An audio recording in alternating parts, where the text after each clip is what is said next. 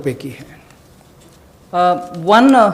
Again, for the last 2 months, just to give you reassurance that some of the dates which we had extended for fisheries related activities, because many of them had overseas contracts in getting the brood stock or in getting some of the consignments which were coming from abroad, all the deadline extensions have been honored. The validity for SIPs, sanitary import permits for import of shrimp brood stock, was extended by 3 months.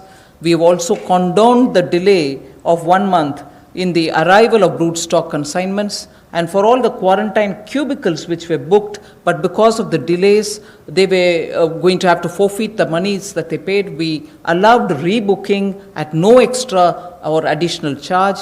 All this has been respected, and also the verification of the documents for grant of NOC for quarantining has also been relaxed from 7 days to 3 days.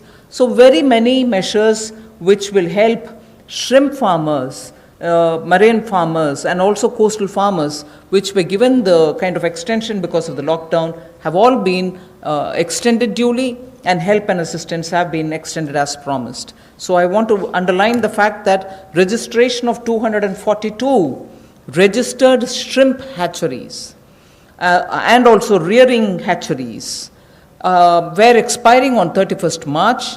They have been extended by another 3 months without any additional burden on them. So such operations also of the marine capture fisheries and aquaculture have also been relaxed to cover inland fisheries and hatcheries. पिछले 2 महीनों में 242 नई shrimp hatcheries को registration दी गई, और जो rearing hatcheries जिनकी expiry 31 मार्च को हो रही थी उसको 3 महीने की एक्सटेंशन दे दी गई है। और बाकी ऑपरेशंस भी मरीन कैप्चरिंग के लिए जो थे उनको और एक्वाकल्चर के लिए जो रिलैक्सेशन देनी थी वो भी दी गई, और जो 4 घोषणाएं हमने इनको लेकर पहले की थी उनको भी लागू कर दिया गया है मत्स्य पालन को लेकर।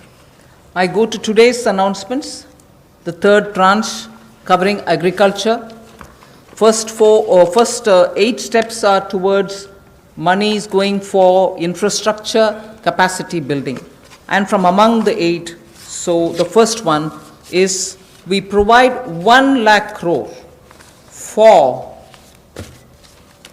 aggregators, FPOs, primary agriculture cooperative societies, farmer producer organizations which are mentioned FPOs, all for strengthening the farm gate infrastructure.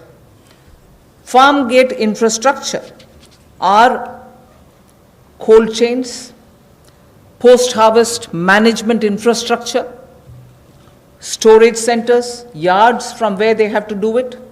So this fund for 1 lakh crore is being created.